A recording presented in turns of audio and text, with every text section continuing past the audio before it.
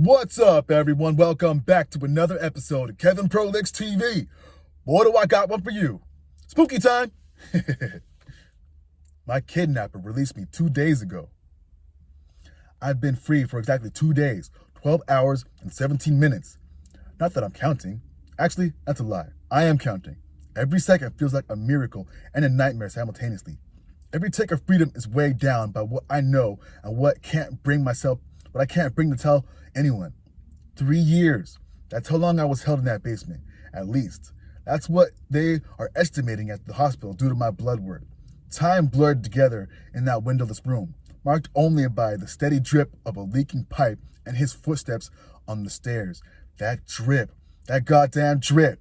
Sometimes I will lie awake counting them until I reach thousands, fueling my sanity slip away. And with each watery pulse, I don't remember who I was before. Not anymore. The worst part is knowing that I used to remember. For the first few months of captivity, I clung to my identity like a lifeline. I had a name. I had a home. I had people who loved me. I had a life. But he couldn't stand it when I'd recite these facts to myself in the dark. He'd fly into rages when I whispered my real name over and over like a prayer. "You're no one," he'd scream, bringing his fist down on my head, my face, my temples. "You're mine now. Nothing else." The doctors at the hospital believe I have severe brain damage from repeated trauma. Scans show old fractures in my skull that healed without medical attention. Dark patches on my brain where blood pooled and scarred. Memory centers damaged beyond repair. Now the police ask questions I can't answer. Did I have family, friends, a job, a home? The only clear memory I have from before is standing outside a Trader Joe's, nearly dropping a paper bag of groceries as one of the handles ripped. It was raining lightly. I remember thinking I should have brought an umbrella. Then a hand clamped over my mouth, a bag over my head, the smell of chemicals, darkness. When I woke up, I was in that room, concrete walls stained with substances I tried not to identify. A thin mattress on the floor that reeked of mold and worse things. A bucket in the corner that he'd empty only when the stench became unbearable even to him. A single light bulb hanging from the ceiling that he would turn on and off at random intervals, destroying any sense of day or night I might have clung to. The first month, I screamed until my vocal cords shredded. I clawed at the door until my fingernails tore off, leaving bloody streaks on the wood. I begged whatever God might be listening to either save me or kill me. Neither happened. He never told me his name. I never saw his face clearly. At least, for the longest time, I didn't see his face.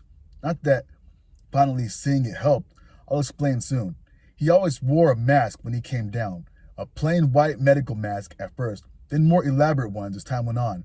Sometimes animals, sometimes cartoon characters. The Mickey Mouse one was the worst. He'd wear it on days he decided I needed to be disciplined. I won't describe what that entailed.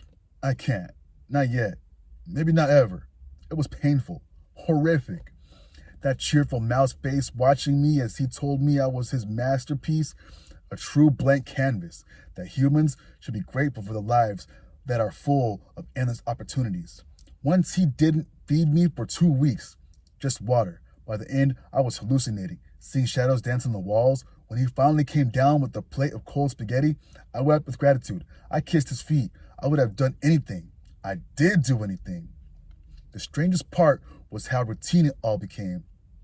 The terror never fully subsided, but it evolved into something duller, more manageable. Sometimes he'd bring me books, dog-eared paperbacks with copy stains and torn covers. Sometimes he'd sit in a folding chair and make me read to him, correcting my pronunciation instantly when I stumbled over words.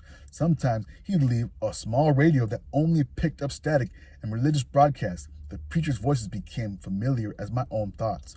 When winter came, I could tell from the bone-deep chill that seeped through the concrete. He'd bring down a space heater sometimes, but only if I'd been good. I learned to stop shivering in his presence because it annoyed him. I learned to regulate my body temperature through sheer will. I learned things about survival that no human should know. I stopped asking why. I stopped begging to be released. I stopped speaking altogether around the 2-year mark. What was the point? The silence became my armor. He hated it. He'd scream at me, shake me, try anything to make me talk. but I'd retreated so far on top of myself by then that my body was just an empty shell. Sometimes I would watch him from somewhere above, like I was floating near the ceiling, observing this broken girl with matted hair and skin stretched tightly over protruding bones. The worst times were when he was kind, when he'd bring me a warm blanket, when he'd clean the infected cuts on my leg with surprising gentleness, when he'd read to me as I drifted off to sleep. Those moments confused me, made me question everything. Stockholm Syndrome? The hospital psychologist called it later. I call it hell. Then, 2 days ago, he came down the stairs without his usual measured steps. He was rushing, frantic, no mask this time, and his face. I know he wasn't wearing a mask. It was human skin, but no eyes, no mouth or hair, no ears or nose, no features at all.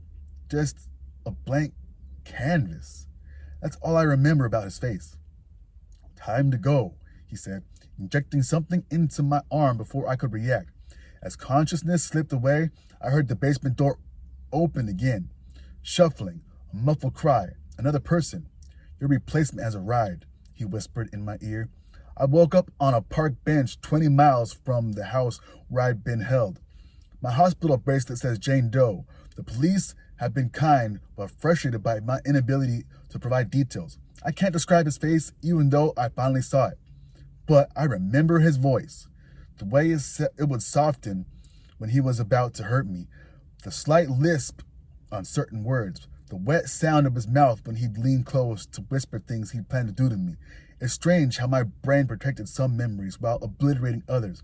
The neurologist explained that severe, repeated head trauma can create a patchwork of memory loss. Your brain sacrificed your identity to preserve your survival instincts, she told me. Sometimes I still feel the phantom pain of those blows, the ringing in my ears that wouldn't stop for days. The world tilting as I tried to hold on to who I was before everything went dark. And last night, a nurse was checking my vitals. I heard a news report on a small television in my hospital room. A 19-year-old girl had gone missing outside of Trader Joe's, one town over from where we are now. I should tell the police everything I know. I should help them find her. I should be doing something, anything. But I can't. I physically can't. Because as he was preparing to release me after I'd heard those muffled cries from upstairs, unmistakably female, young, terrified, he grabbed my face with one gloved hand, squeezed until I thought my jaw would break. Listen carefully, he whispered, his breath hot against my ear. You're going to leave here. You're going to stay quiet.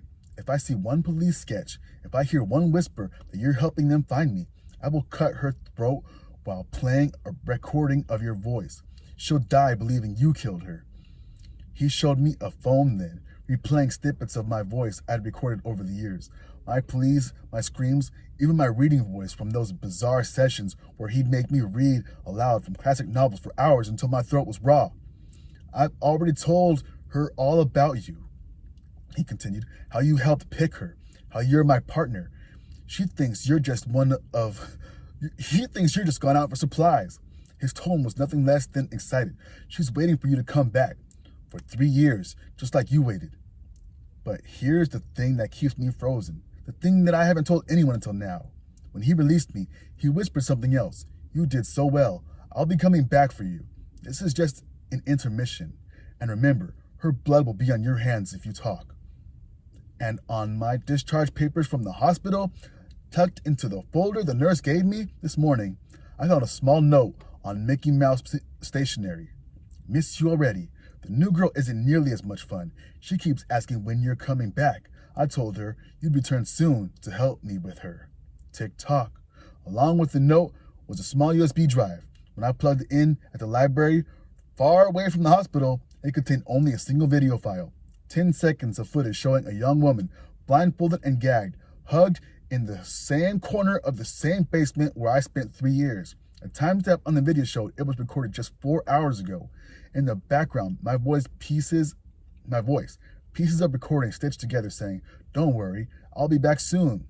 We're going to have so much fun together. I've been free for exactly 2 days, 12 hours and 23 minutes, but I know I'm still not free at all, and neither is she. End. Boy, does that one get my blood churning. What the hell? Pretty creepy if you ask me. Anyway, if you like stories like this, make sure you like, comment, subscribe, and share, and let me know down below. Anyway, this is Kevin Prolix TV. Peace.